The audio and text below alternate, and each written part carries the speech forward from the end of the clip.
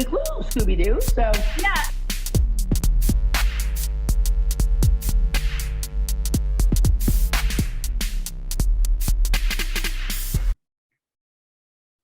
hey, everybody, welcome back. I'm Emily Moyer. Dani Katz is coming to you live from the portal that she swam through. This is episode number 63 of Words. Good afternoon. It's Wednesday afternoon. It's Wednesday afternoon. So happy to be sharing it with you. What are you drinking?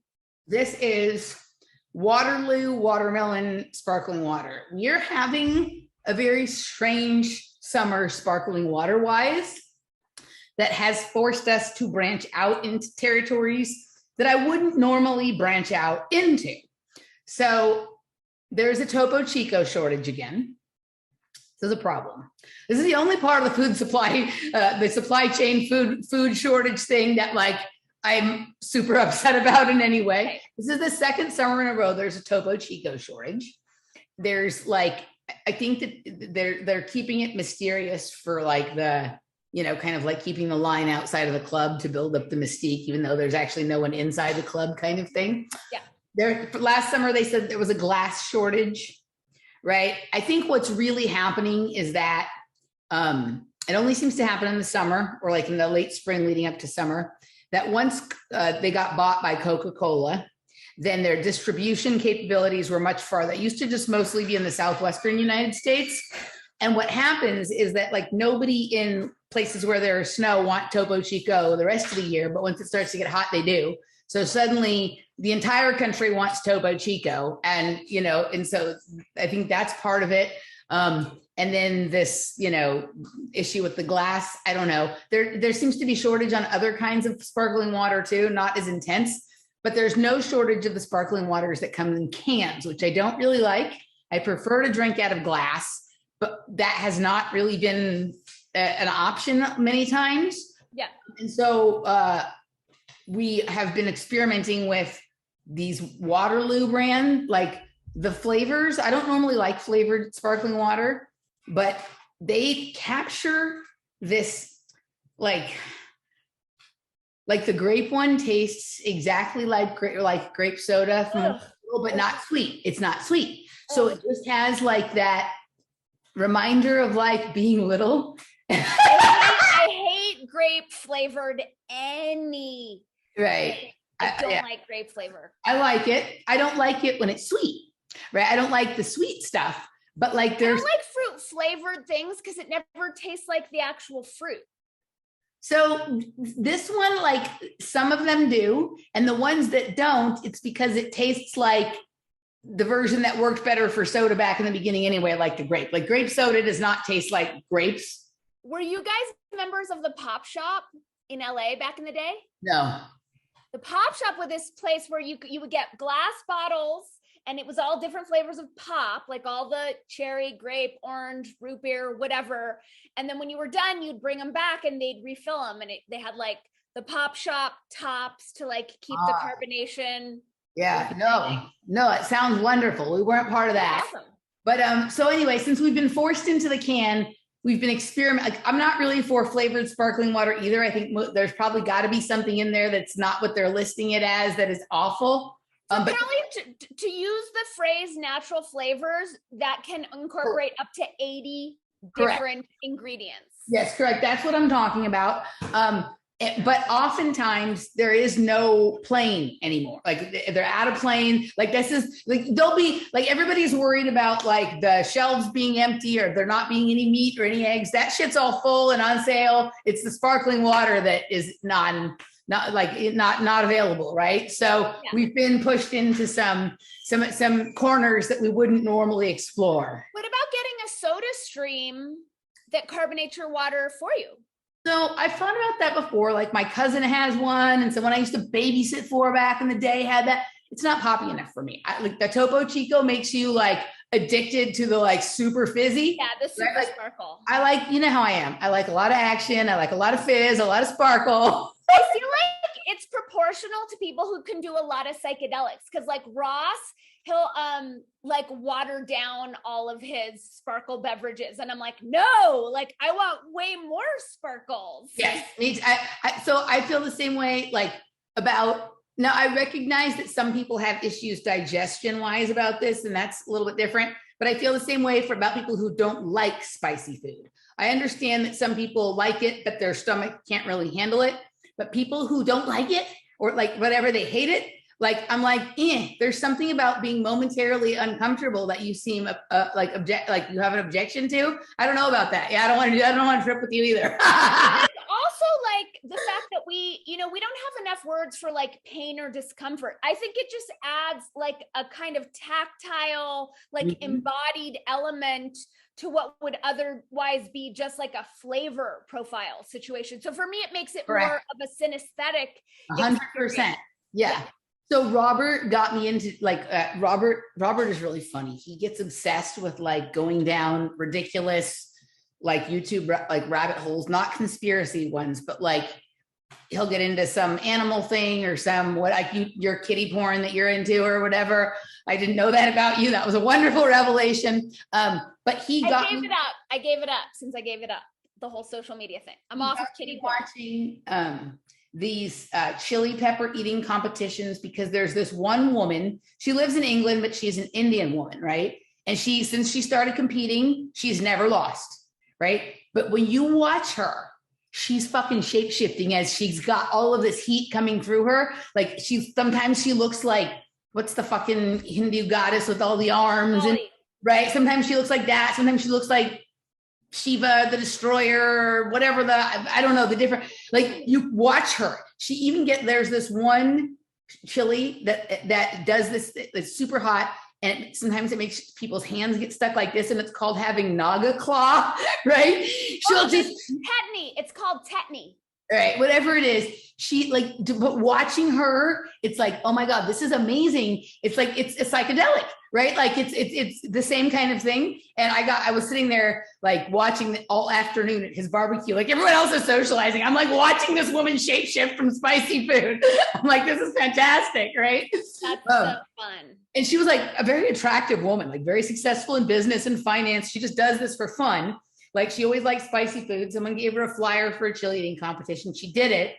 She got into she just thought I'll do it for fun. She got into it, and like, she was fucking dying. She's like, well, fuck, I'm doing it. I have to win. Right. So she just kept doing it. And now she's never lost competition because she just has this need to win. Right. She just like, once I'm in it, I'm going to win it. Right. And it's incredible to watch all these like huge dudes just puss out. And she's just like, you know. So yeah. So anyway, but yeah, I like those. I like we don't have enough things in our daily life that like take us out of our normal state of being, in a way. Like sneezing is one of them, like orgasms or things like that. But spicy food, like unexpectedly poppy stuff or whatever. I like stuff like that. But some people, they just don't want. They want a homeostasis and they want it all the time. And I'm just not like that. Totally. I mean, you can see it in all the levels. It's why you do what you do. It's why we know what we know. Most people just want to be like comfortable, safe, secure, and we like spicy food. We do. All right. So speaking of spicy food, let's give people the update. You have left Instagram and you've left Facebook, or just Instagram? So I left both. Here's the way that I left them. Everything's still up on Instagram. And I still have my Facebook account. I'm still going to use Facebook for local shit. Like, can anyone come fix my something or ever? Because I think it's useful in that way. They're no longer getting content from me at all. I'm not looking at Instagram anymore. And our last show was really instrumental. I mean, everyone's heard about the issues that I've had with it. And I know you've heard me bitch about what was going on in Instagram. And I could hear in your voice when I was explaining to you, I have 8,500 followers. And when I bought an ad, 4 people saw it. Right. Legit 4 people. And I could hear, I was like, oh, I guess when people hear me bitching, they don't really understand the extent. And then you and I did our last show on the weaponization of customer service. Right. And someone weighed in and said, I refuse to do business with companies that don't have customer service. And I was like, Yeah, I need to get on that. Like, this is so freaking out of integrity. And I did hire a new business coach to help me figure out how to restructure everything, because I'd become very dependent on Instagram as my primary marketing tool. So they get nothing from me. I'm no longer posting any content on Instagram. I'm not engaging with that app at all. I'm not posting anything on Facebook. They can all go fuck themselves. The way I'm doing it now is just my newsletter. Like, that's the primary thing. And I'm still going to post stuff on locals and do it that way. But in terms of staying connected with my audience, I'm going old school, because in all my research, email's the least fucked with. And that's where we still have the most like sovereignty and autonomy. Yeah. I mean, I think like, you've been saying this about the social media stuff for a long time, like even before it was really Facebook or Instagram, YouTube or this or that or whatever. And like, there was never a time where I was like, I think Dani's crazy, she's making this up. But my mind just doesn't think about that stuff. Right. So like when I post stuff, like, sure, I know, like we've all noticed that, like, if I post my cat died, 8,500 people are so sorry and loving and commenting and giving me hugs. And if I post like something meaningful that I worked a lot of time on, 4 people will like it. And then, so like, I noticed that at a certain point, I realized, oh, if you post anything that links to any media, it gets less than if you don't. So that's why I started just like making one-liners and then putting the video down in the comments. And that seemed to help a little bit. But I'm just like, okay, well, I'm just not going to spend a lot of time on that, right? Like, I've never invested the amount of time in trying to promote my stuff on Facebook or Instagram. Certainly not Instagram. I open that app like once every 6 months. Like, I don't care. So there's like, okay, like I can't be mad at them for like not making my business easy for me. I haven't put time into it. So just like, okay, well, whatever. And I just always assume, and maybe this isn't right. Like maybe like your explanation is closer to my truth as well, even though I don't think about it, is that like, there's probably not that many people that interested in what I have to say, right? Like, I just think that. So. Right. Yeah. I mean, for me, I never bought one follower. So I organically grew to 8,500 people. So at some point, every one of those people was interested enough to press the follow button. And up until, I wrote the documentary that we're not going to name here because we want to protect our YouTube channels, I would get anywhere from like, within the first, I'd say, hour of posting, I would get anywhere from like 300 to 1,200 views. And then it would top out around like 3,000 to 4,000.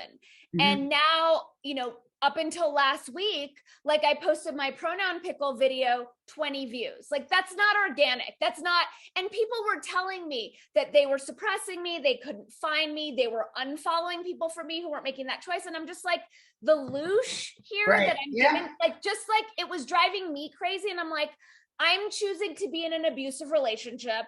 My only choice. Show what they did to you. Show them what Instagram did. Instagram did to me. This is freaking Instagram, guys. That's how abusive they are. Yeah. So I was just like, fuck it. I want out of this paradigm. And I keep leaning towards less and less digital. I'm not interested. I hear these conversations of like, well, we're going to a digital currency. Is it going to be centralized or decentralized? And I'm like, I don't give a fuck. It's going to be neither for me. You're like, I'm just like, no. It's going to be a hard no.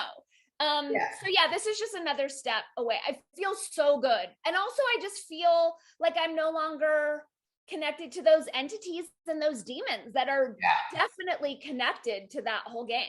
Yeah, I've never really done Twitter or Instagram at all. And like, I've always taken Facebook with a grain of salt. Like, YouTube has been more what I've done my stuff from.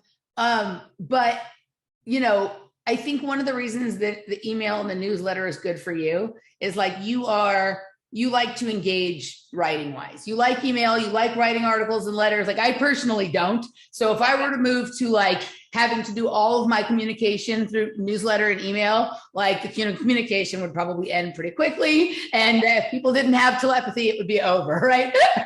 So I think we'll see how it goes. This is early days. So yeah, people might say I'm not interested and fall away. We'll see. Yeah, no, but no, I think that's a good move. And like, I think that for it, the whole like social media entity it's just like any other entity, whether like the religion entity or the IRS entity or the corporate entity. Like some people can just engage at like a distance that they're not too involved and it doesn't bother them and it doesn't start to become something that they're really wrapped up in, and others can't. Right. And it's sometimes for a lot of people, it's better to be like, I'm not doing this at all. Right. Like, and that's it. And I support that. Anybody who wants to do that, like, go for it. Right. And I won't be sad if those platforms shrivel and die. No, not at all. I've gotten a lot of support. Like, I did make an announcement on Instagram, like, hey, I'm leaving. This is my last post. And I would say 99% were like, good for you. That's awesome. It would be hilarious if all of a sudden you got like 1,200 responses when you say, dude, my goodbye video got like, I mean, I haven't been on for probably like 4 or 5 days since I left, but the last time I checked, it got like 500 views compared to my other like legit stuff, which gets like 20. Of course, yeah. But I also just think like, I don't want to keep turning my attention on some sort of consensus reality programming mechanism. And I'm kind of weirded out that I allowed myself to be in it for so long. So yeah, I'm out. Awesome. Goodbye. Okay, so on to the next little tidbit. You had an interesting interaction at this word segment is going to be a couple little tidbits in the beginning, and then some analysis of a scenario, and then we'll move into like the meaty dinner over and afterwards. That will be a good one for everybody. But let's go to the next little bit, which was you had an encounter in your improv class this week. I did. And I just want to say, this is just as meaty. I think this is relevant. This is something for all of us to dig into. So I have been taking improv in New Mexico since 2020. So this is my 4th class with this particular school. And most of the people in the class are like around my age, maybe a little bit more. Santa Fe tends to skew, towards people who have more sunspins. Okay. So we had an uneven amount of people in class. So our very last exercise at the end of class, there was one woman left over who hadn't gone, and I jumped up to do the exercise with her, even though I'd already done it. And she is young. She's in her 20s. And I really do my best to not stereotype people. I actually take it to the extreme where someone looks like a stereotype. I give them the benefit of the doubt and assume that they're the polar opposite because I don't want to play into it. So she's a young girl with dyed magenta hair and like hipster glasses and everything that you would frickin' imagine. And I've really enjoyed playing with her in the classes that we had. So the prompt we were given was, you are bodybuilders making smoothies. So we're doing the bodybuilder thing, and she mentions taking a ballet for bodybuilders class. And I said, ballet's so faggy. And she fucking flipped. And she goes, what did you just say? And I said, and I'm still in character, right? And I'm like, she broke character, right? She broke character. She broke character, but I was doing my best to stay in character. So I was like, I said faggy. And I said, oh, I'm sorry. I know you're sensitive. I mean gay-y. That wasn't any better. So she pulls me aside after class, and she is literally like crawling out of her skin. So upset. You hold on 1 second. Did she continue with the scene? Did she get back in character, or what happened? Kind of, but she was like thrown. She was like, what did you just say? And I'm like, faggy. And she like tried, but she was thrown. So she comes up to me after class. She's shaking like uncontrollably. She's on the verge of tears. Her voice is super shaky. And she was like, it's really not okay what you said to me. And I'm like, I didn't say anything to you. I was playing a character. Like none of that was directed at you. And she was like, well, I would never say something like that. And I'm like, okay, that's cool. You don't have to. Like, it's an improv class. You don't have to say stuff like that, but I'm going to say stuff like that whenever it occurs to me because I say whatever I want. And she's like, slurs like that are dangerous. People are getting hurt. And I was just like, I totally respect your opinion. It's improv class. Like, I'm going to say whatever I want. And she was like, well, as a queer person, that's really not okay. And by the way, she's the girlfriend of the male teacher. And this is one thing that I've noticed here, because I do my best to, and I'm open to everyone, but I don't really roll in circles where there's a lot of this kind of language policing. And the only other time it came up, and now that I'm thinking about it, it also came up after improv class when I was hanging out from someone in improv at a bar. And it was another woman who was married to a man who was claiming to be queer. So the only two instances I've had are with people who are in totally heteronormative relationships, but have to create these problems while claiming to be queer. And she was like, well, I would never say the N-word. And I'm like, that's cool. You don't have to say the N-word. Like, you're like, but I'm white. And I'm like, that's great. Like, you don't have to say anything you don't want to say. When I'm in improv class or not, I'm going to say whatever I want to say. And I respect that this is hard for you to communicate. And if this comes up again, like, I welcome you to talk to me about whatever you want to talk to me about, but know that I'm always going to say whatever I want. And then she went storming away to like go talk to the teachers. So that happened. But what was really notable to me, and this was why I texted you afterwards, was the amount of mind control moving through her nervous system and how completely not in control of herself she was. Like, she was totally out of control in the way that like a child would be who was throwing a tantrum and could, like, she had no tools to control herself. And I could see, I'm like, oh, this is super dangerous, because she's been programmed in a really dangerous way. So a couple of things. So I also, and you being the language person, it's a good person to talk with. I've also never really understood the queer moniker. I don't, like, does that just mean you're weird? Like, right? Like, then just say you're weird. Or does it's like, I'm straight, but I'm kind of ashamed of it because of my programming. So I'm going to call myself queer to be interesting. I would say that I would agree with you, except for that people were calling themselves that before that stuff became a thing, in terms of like feeling guilty that you're not. Okay. Like, so the best that I can come up with is that it's like, you know how you have like the way you described her with her magenta hair and her big glasses, like these are people who are like unusual looking. So they adopt a style that some people would associate with someone who is gay. I'm going to say something super un-PC. Perfect. I think they're plain looking. Okay. Right. But what by and large, there are always exceptions, but it's right. Like a plain / homely-ish person.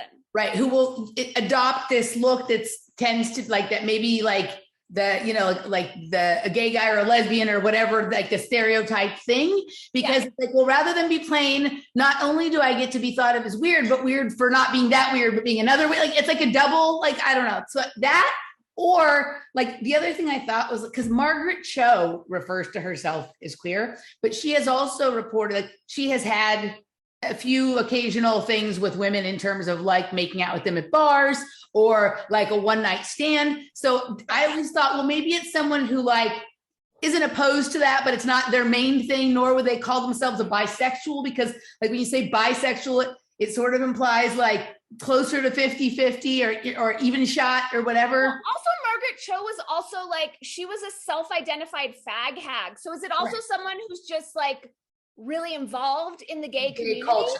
Yeah. So that would be, so one of those three things. So that's just, but the way that she did that is interesting. But I think, okay, so I had a similar situation with someone who was very close to me. I'm not going to say who, because they're pretty close to me. Okay. And not as young as that person, but younger than you or I. Yeah. You're in a really super nice restaurant, like super nice, like more than $200 for two people, right? Super nice restaurant. I was treating, right? Hadn't seen this person in a long time and whatnot, right? And somehow over the course of the conversation, like the conversation about whether or not everyone is racist, like came up, right? And I said, I've lived all over the place, and including places where like, the stereotype would say that there would be a lot of racist people, like West Virginia, like Texas, whatever. And like, I haven't really met very many. I've met like one or two people that I'd be like, yeah, that's probably a racist person. I was like, but what I do meet a lot of is people who grew up in cultures where it was kind of homogenized. They're from a small town. They went to church a lot. And so they just don't have experience with people who are a lot different from them. So they're awkward in the beginning, but generally once you get to know them, most of them are pretty decent people. And it's a mistake to call those people racist who aren't, because you're not giving, like, it's better to invite them to get to know you and become, good with people who are different than them. And this person just lost that you like just, in the nice restaurant I'm treating, just could not believe my white privilege and all of this kind of stuff, right? Like all of these. So it wasn't like a specific like word or slur. It was just your point of view. It was my point of view. It was my point of view that like there was like, people are good. This was a couple of years back, so I don't remember all the exact details, but I think it was something like a lot of the people that she, like when we get into like the political realm or whatever, these people are all racists. No, they're actually not, but most of them do come from lives where they haven't been exposed to people who are a lot different than them. So sometimes when they say things that you perceive as that, what it really is like they're awkward around, right? They're awkward or whatnot. And once they are not anymore, once they've been around people who are different than them, like they're not showing any of those signs of things we would call racism, right? Right. And just lost her mind, right? And I was very, that's even weirder. I'm very used to people losing their mind about things that I say, right? This has been going on for almost 20 years now. Well, even since I was little, even like before there was like any awareness of conspiracy or anything like that, like I came from a much more progressive family with a lot less rules than the people you and I were around when we were younger. I think it may have been similar for you as well. And sometimes I would say or express an idea that was completely unkosher at their deli, and I would get this shocked, whatever. So my whole life that's been happening. But this hyperventilating, like you're the kid in Toys R Us whose mom just said you couldn't have the toy, right? And you hyperventilate till you like fall asleep and then, kind of thing. Like that is a newer thing. Like I haven't seen that. That is new. And that was like one of the first, like, so maybe some things like that used to happen, but I used to be a lot more hysterical in my presentation of my ideas because, like, when you wake up and you're like, realize all these things are going on in the world, it's like, it feels important to you. And at a certain point, I became like better able to present my case at a normal level. And then that's when the hysteria started. It's like, it's almost like because you weren't getting hysterical and because I wasn't getting hysterical, that triggered them even more and made them like more hysterical. Yeah, that's interesting that you said that because, she was visibly shaken as soon as it came out of my mouth. And to be clear, I was playing a character and the character said ballet is faggy. So like even in the grand scale, like there was no personal insult to any people on any level. But so she was pretty out of her body when we started talking, but yeah, I could see how when I like wasn't pulling back and I wasn't apologizing, it really that's what happened. Escalated. And the other thing she kept saying was like, no, you don't understand. People are getting hurt. No, you don't understand. And I'm like, I've been on the planet like way longer than you have. Like, I totally understand that we have different mind control. I didn't say any of this. Like, I don't understand. People are getting hurt. And it was like, someone's getting hurt because in improv class, my character called something faggy. Hard pressed to find a single ballerina on the planet who didn't think ballet was faggy. And also the fact that like, I have a lot of gay friends who will say themselves, there's a difference between being gay and being a fag. Right. Right? Like people who just aren't super delicate and programmed, like we understand what that means. But the other thing that I think is so crucial to this was the fucking narcissism, right? Like the narcissism of like, well, as a queer person, like so fucking what that you identify as queer, even though I know you're sucking dick right now, like not everything has to do with you, and like dealing, like these are literally like retarded children. And I'm waiting to see like what the pushback is going to be when I go back to class next week. Right. because I don't want to waste class time. I don't want it to be a thing, but I'm waiting to see if the teacher makes some sort of announcement about it. But the expectation, like, imagine that we're in class, right? And there's like a retarded kid in class who can't keep their shit together and is freaking out, to expect the whole class to shift, Right. to meet the level of the lowest common denominator. That's exactly it. That was what the whole lockdown was about. We all have to stay home because grandma might get sick. Right. Right. It's the same thing. So, okay. So there's a couple of things with this. So I think you said that you watched my show with John Brisson. And I was very serious when I said, he's the only person that I know that goes as a Christian or as a conservative that I don't find it offensive, because he never uses that as an excuse for like the inability to explain how they really feel about something or some stupid political position or whatever. It's that same kind of thing. Whenever somebody says, as a blah, blah, blah, I know what's coming, which is like a whole bunch of nonsense that they're like declaring their immunity from any repercussions of next.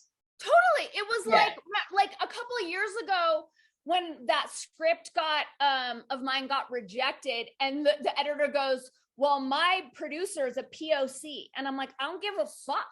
Like, so what? That doesn't change objective reality that I can write in dialect and not be racist. Like, the narcissism of this op is so annoying to me. Like that the world revolves around the most contracted consciousnesses and their total lack of tools or self-control. It's so freaking ass backwards. Yeah, this gets into like the Jonathan Haidt stuff pretty well. Like I just watched a newer interview with him and Greg Lukianoff and this other girl who they're working with now on some sort of updated stuff about this from their prior book about the coddling of the American mind. Do you have a shirt? I feel like you have a shirt that says, I say what I want, my words are free. Yes. I think you should gift it to her next week at class. I think you should bring it and you should give it to her. I'm looking at this because this is what I noticed. So my therapist is inviting me to come into a different relationship with being a highly sensitive person, right? Which is something that I don't really identify too hardcore with. But I noticed the largesse of her reaction was a lot for my nervous system, right? Sure. And I was noticing like how I could have easily lost my center. So I don't want to make this a cuckoo thing. Like, I want to let the crazy person be the crazy person, and I don't want to poke at her. I'm not saying that from a poking place. I'm saying that from like, this is like a central portion of who you are, and it's something you've been working on for a long time. So it wasn't situational to her. Maybe I'll print out a card. Maybe I'll make that, because I love that shirt too much to give it to some strange asshole who doesn't even like me. But I can make it into a card and give her the card. You just say like, look, this is what I do for a living. Like, I'm a language coach and I'm a free speech absolutist. And I'm always going to say what I think. And I encourage you to too. Like, almost say like that, almost reframe it as that was a really positive interaction because you got to say what's true for you and I got to say what's true for me. And instead of looking at that as like a skirmish or something that was bad that happened, it was great because everybody got to say what's true for them. Welcome to America, what it's supposed to be. That's it, right? So almost like a shifting of that dynamic for her, changing a different perspective on what that situation was. Yeah, I mean, I think that's exactly the right framing of it, because I was, even though she was freaking out and it was annoying, like I was happy that she was engaging a conversation with me. And I was like, cool, I totally hear you. I'm never going to behave differently, but I hear you.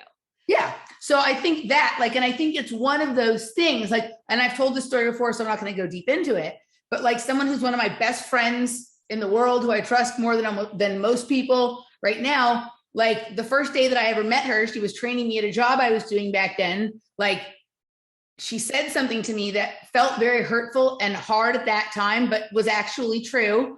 And in the end, it made me come to really trust her. She's not going to just butter me up and tell me what I want to hear or tell me how great I am or whatever. She's going to say the truth, which is like, you're really fucking smart, but goddamn, you're annoying, which is the truth. Right. So, and that is better for me. That is a healthier person to depend on than someone who's just like, everything you do is great, Emily. Like, like it just is. I think the X factor here is the level of this mind control and how it co-ops people. And I'm not sure like how much access she has to critical thinking, to self-reflection, to taking responsibility. We'll see how it goes next week. But what I realize in the largesse of her freak out is like, I'm not talking to a person, I'm talking to programming in a body. So I think that if it was a serious problem, you probably would have heard from someone already. You probably would have gotten an email or a phone call or something like that. My guess is that like the theater crowd, at least while in improv in particular, right? Like that there's probably like, you know, when you go to the bowling alley and the little kids are doing it and they have those bumpers so that it doesn't go in the alley. I think there's some padding in the improv world that doesn't exist, even in the comedy, regular comedy or regular acting world, right? But I just, yeah, I think I feel like you would have heard about it through email, kind of like you did from your whatever class you were taking online, where like you didn't want to say something that they wanted you to say. The pronoun indoctrination. Or whatever it was, yeah. So I think there would have been something already if it was a really big deal. I think so. I mean, of course it's hilarious that like anywhere I go, like I'm going to trigger someone at some point. Like it was so funny that it was my thing. I think it works in my favor that this is the 4th class I've taken. I've always been well behaved. I haven't had an issue. And I'm praying that they will defer to logic, but also keep in mind, this is the same school that kicked me out last year because of the, you know, temporary medical intervention conversation. So we'll see if they make some like dumb, you know, cultural sensitivity announcement before class.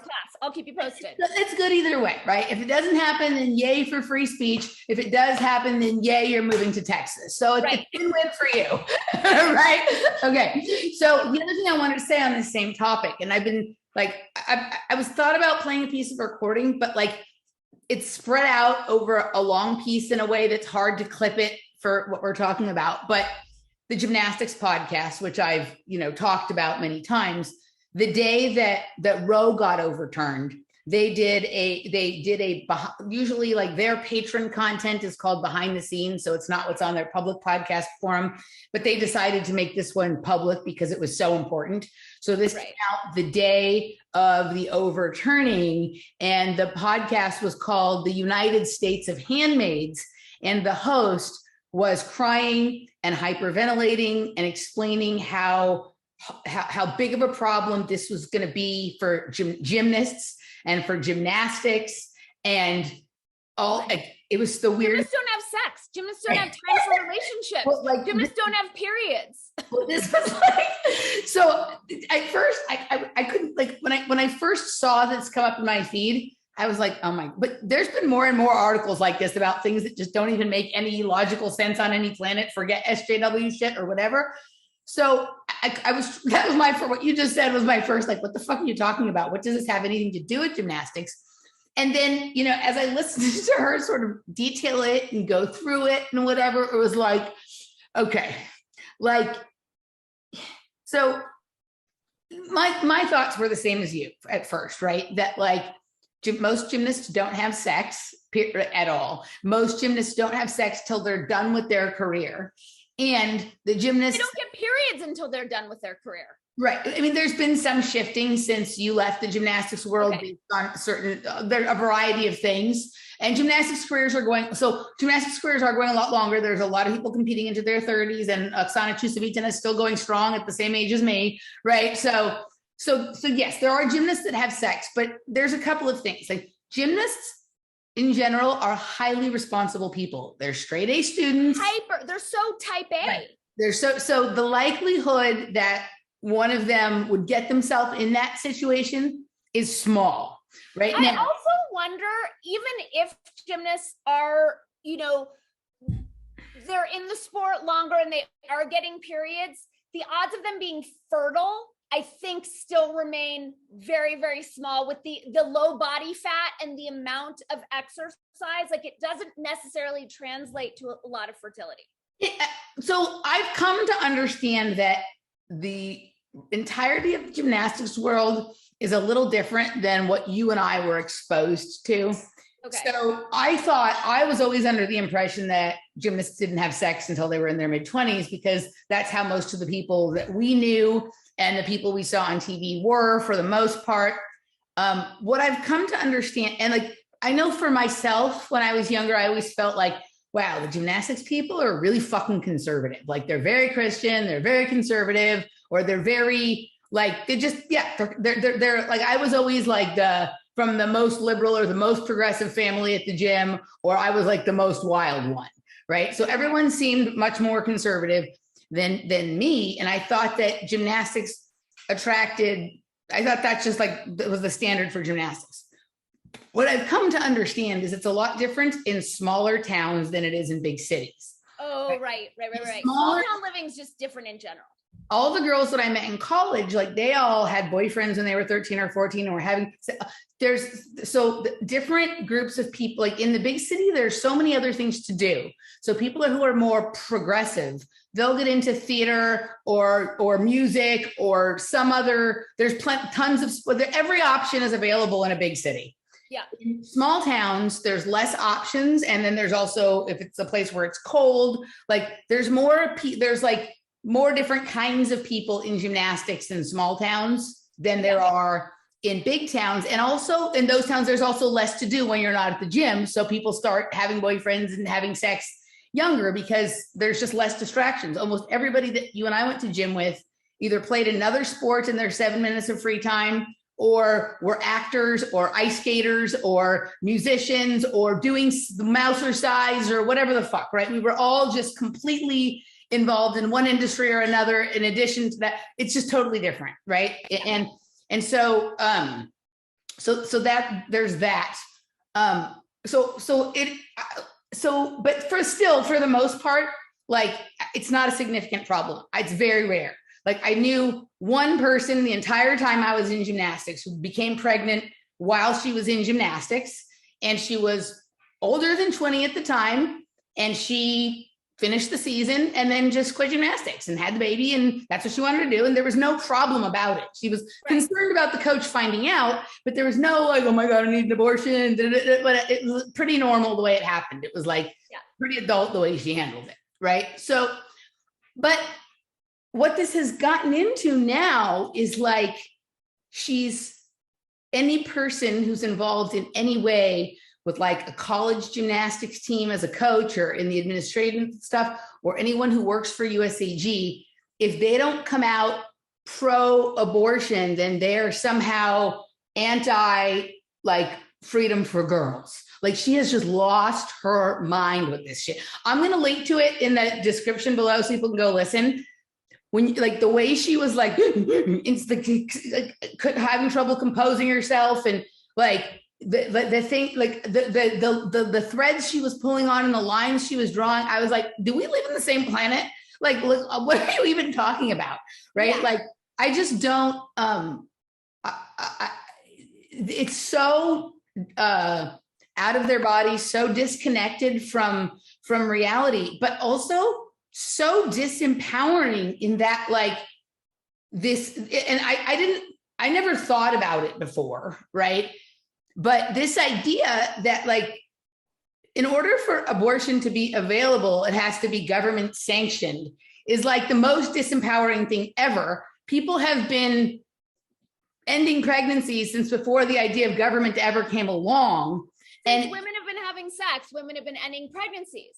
And insisting that we must have government approval for it creates another iteration. It's the same. It's no different than this, like, we need to have like clinics to do ketamine in, or doctor assisted psychedelics or whatever. It's like, it's actually disempowering to women. It's like, I need a person in a white coat to tell me I can have an abortion. Like, the whole, yeah.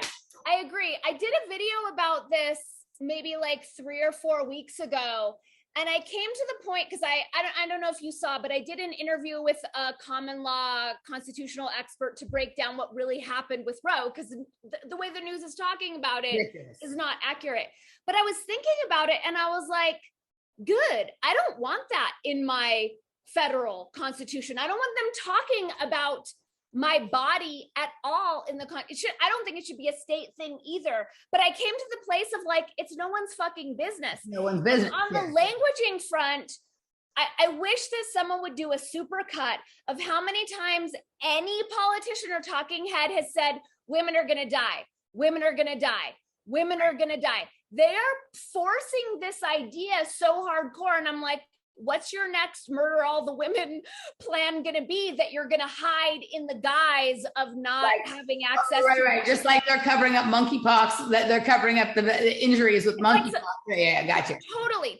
They keep saying that. And it's like that programming. And the woman who I was talking to freaked out at improv class, your friend who freaked out about, I'm guessing Republicans are racist. And then this podcaster, like, it's just so clear that it's mind control when they're that out of their body, when they're that out of control. Like, the level of the transgression or whatever offended them doesn't match up to the largesse of their response. Well, and the other thing is, like, I recognize that behavior has been effective up to a point, because for a while it was so shocking that people just like caved in because they wanted it to stop.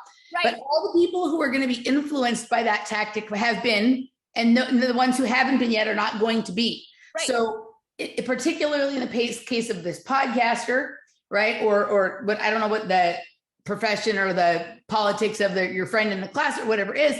If you want people to go, oh, you know what, your point is sensible, right? Like, maybe I should consider what you're saying. That behavior makes you seem unhinged. And like, if you were able to present yourself in a calm, rational manner, then you might influence somebody who was like, you know what, I don't really think you're 100% right about this, but I don't want a vaccine. So if we can ally on this, then I'm willing to sort of get on board with some of your cause. And that is the people who are going to be convinced based on that behavior just because they want it to stop. That's over. All those people are already done. Yeah. Right. So this is not going to work anymore. So it's a stupid tactic. And it really just makes you look like the kid in Toys R Us freaking out because they're out of Cabbage Patch dolls. Totally. Yeah. But we have to understand there's no rational thought. Like, if you were having a conversation with her as her friend, like, she's not in control. That's the point, is this mind control makes it that people aren't in control of themselves. So like, we could reason till the cows come home. She's still going to freak the fuck out when a character says that ballet is faggy. And the other thing is, now it's like, it hasn't been said exactly this, but it's implied.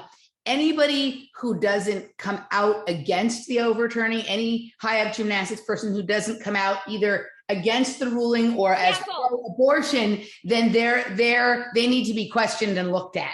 Right? Silence is violence. Totally. Right. So it's just, okay, let's move on to the next little bit. I think we were going to talk, we got into this a little bit last time, I think, or maybe the time before. Well, we did mention we talked about David Fuller, and you were talking to me about spiral dynamics in reference to the conversation between David Fuller and Ken Wilber on Rebel Wisdom. Yeah. And just for just complete transparency, I know nothing about spiral dynamics. Yeah. And so, but I will say that in my Glass Bead Game recording with Michael yesterday, it came up because I intuitively thought maybe I had an understanding of it based on something completely else that we were talking about. And when I went and looked up her sort of visual expression, her graphic, it did fit into exactly what I was talking about. It was completely about something else. And so Laura pulled up this article about Claire Graves' spiral dynamics. Claire Graves is a dude, just so you know.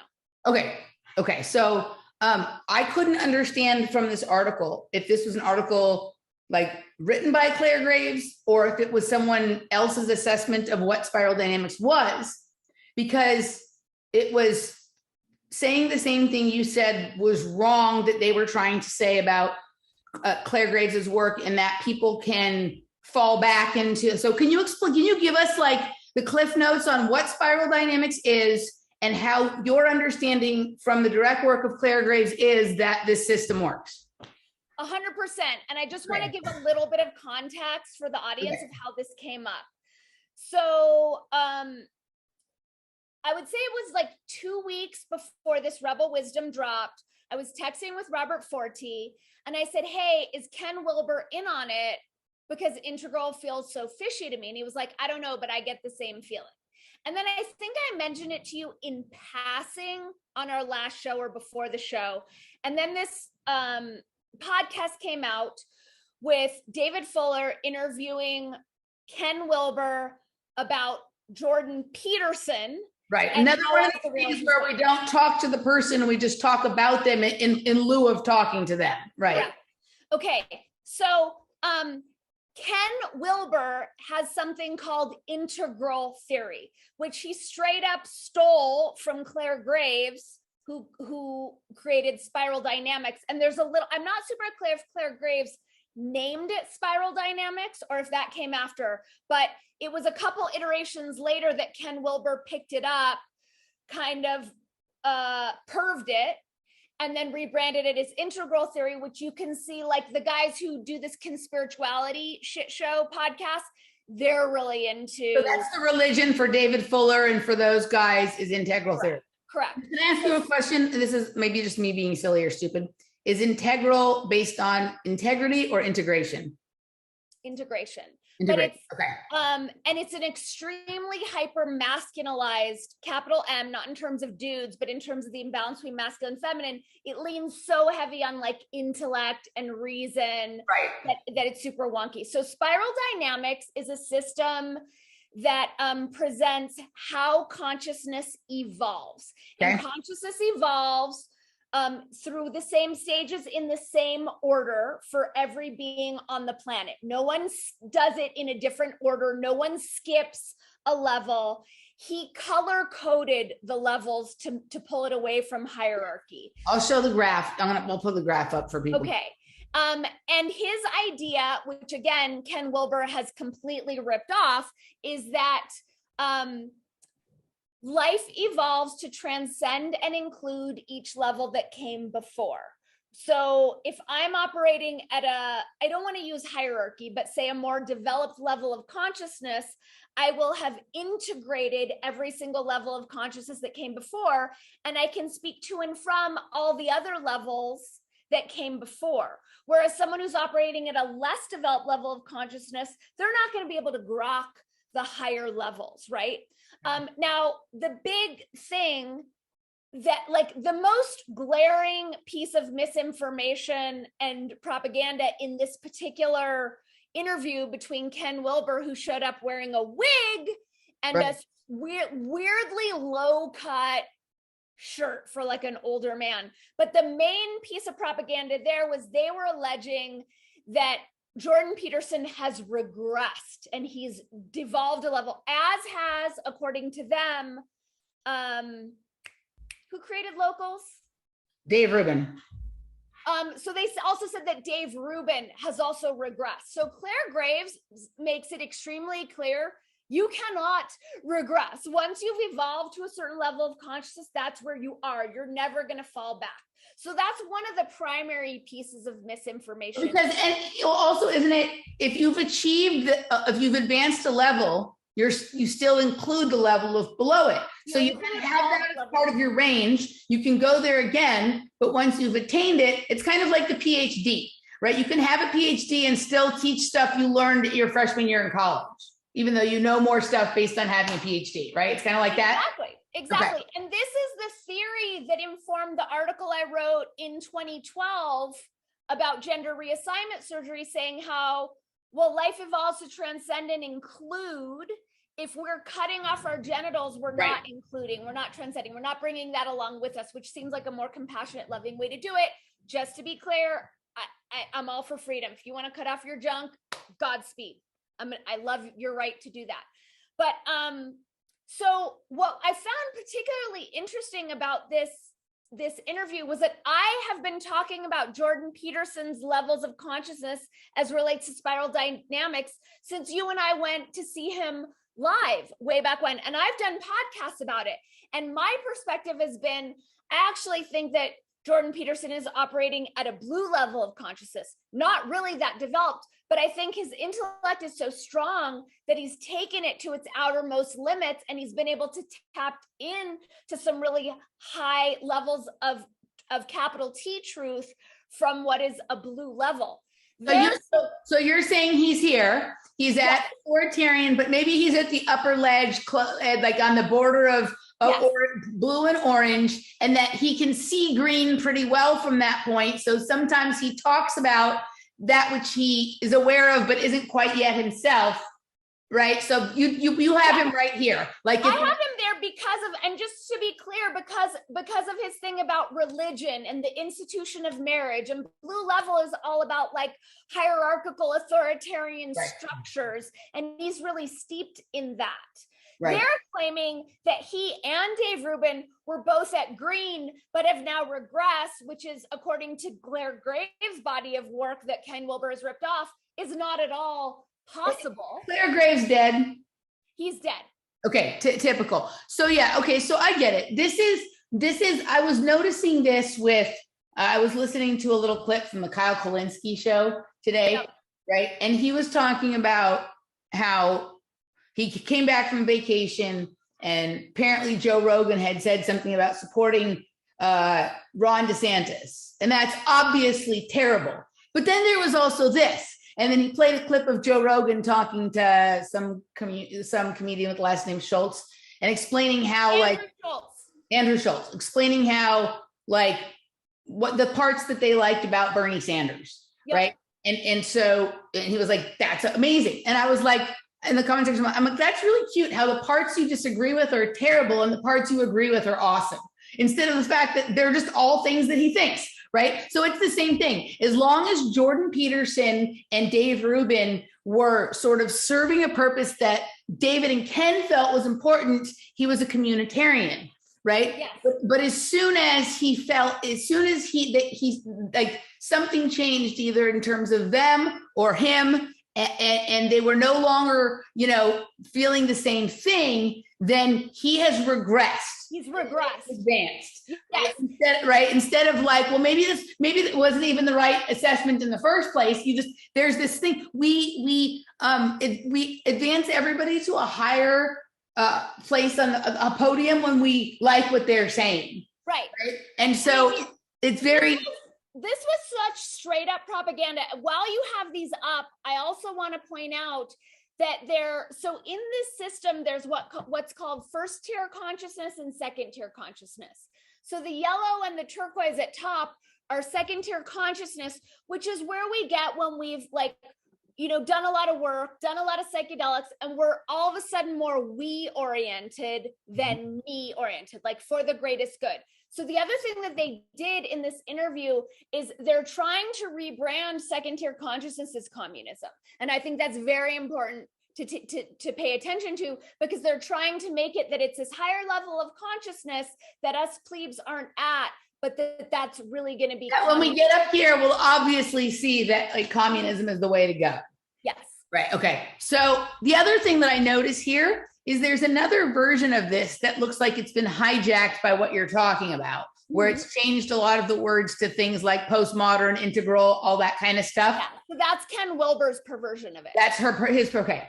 Yeah. So this is becoming more and more clear to me, like what the op is. Like we keep having like what we need to have a big wall in someone's house where we can like do the John Nash thing and like connect all the stuff and look real fucking batshit crazy, because there's so many things that the op is. But it's basically like taking some idea that someone or some group of people had and saying it's something different than what they said it was. Yeah. Right. And creating a certain level of confusion. And especially if the people who are redefining it or rebranding it somehow have a wider reach based on institutions behind them, then by the time anybody figures out that that's what happened, that has become the accepted definition of things. And it's too confusing for everyone else. And then there's these stupid things that, well, this isn't stupid because this is part of the way that the world works, but this would be a rebranding of that as well. Like the 100th monkey, or the like, probably like the same moment someone has an idea for the first time in the United States, there's someone else in Europe having it, because that's just the function, that's how the universe works. Right. But they're just going to say that, oh, like what Heather did with you. Oh, how cute. I didn't know you had a podcast. Right. Like the podcast was a cute little thing that you had before they had theirs. Right. Like, but it's that we actually talked about in person, but okay. Right. So it's that kind of thing. And I think it's specifically relevant because I have talked about spiral dynamics so much in my work. I have written about it. I've proposed that the best way to uplevel the jury system is that when choosing a jury of our peers, it's by using Claire Graves' spiral dynamics to choose peers who are operating at our same level of consciousness. So I find it really interesting in terms of our ongoing chess game with the people involved in this op, that all of a sudden they pick it up, co-opt it, perv it, distort it, and, you know, put it out there. So wait till you see. I'm excited to see what you think of what I did with it yesterday, because it was completely instinctive and intuitive, right? Like we were taking a look at a graphic that FPV Angel had made, right, to explain the way the machine works and the rainbows and the particles, the angels and all that kind of stuff. And instinctively, I was like, I bet this is kind of like what Dani's talking about, the spiral dynamics. And when I pulled up the spiral dynamic graphic, if you just turned it this way instead of this way, but in the same order, sort of, it was like the same time. I'm like, oh my God, like this is the organizing principle of the universe, actually, in terms of the way energy is created, the way thoughts are generated, the way ideas are right. So hopefully you'll like it. Hopefully you'll like what I did with it. I acknowledge that I don't know anything, but this is just instinctively what I think is happening here, right? I so love that you're bringing this up, because I know we've been talking about this offline, and as we were prepping for our show today, in my mind, I was like, I really want to talk about this Ken Wilber spiral dynamics thing, and I know that Emily said she doesn't know what it is, so she's probably not going to want to talk about it. So I love that it came up yesterday and you brought it up. So, okay. So yeah, so that's it. So the like, I think, okay, so there's been this goes to the same thing we were talking about before we got started. Like, this is like the weird thing that's happening with this SFI YouTube channel that, like, right? Like, it is not in my character to be like, oh, like they're doing this because of us or whatever.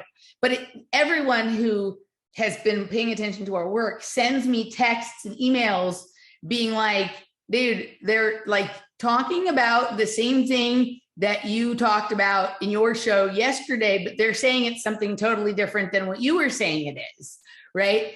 And like, and yesterday in the show with Michael, I haven't even put it up yet, right? So it's like our overlords at Zoom, or I don't know, like whatever it is.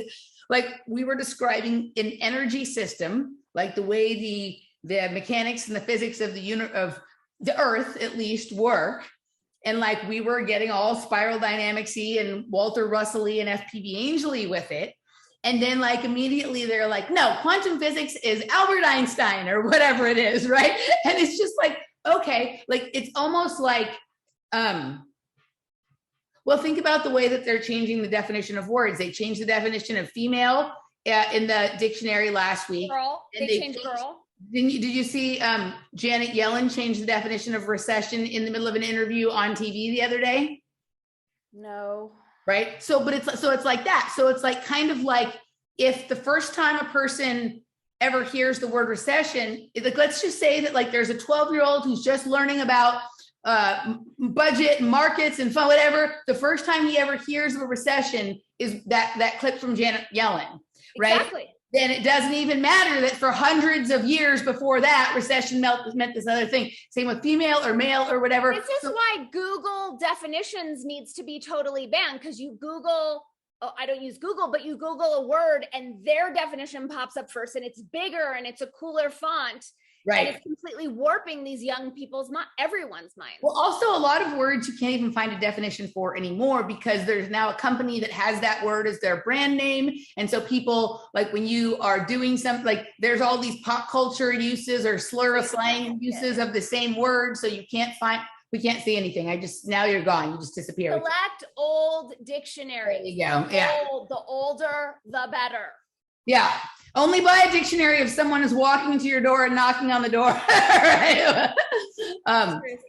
So it's this constant, like, whoever defines, whoever gets to the audience first or farthest, like is the one who defines what a thing is. And it's very weird, whatever's going on with this layer. Like there's a part of me that is like, I can't even believe they're paying any attention, but like, unless we live in the most coincidental universe ever.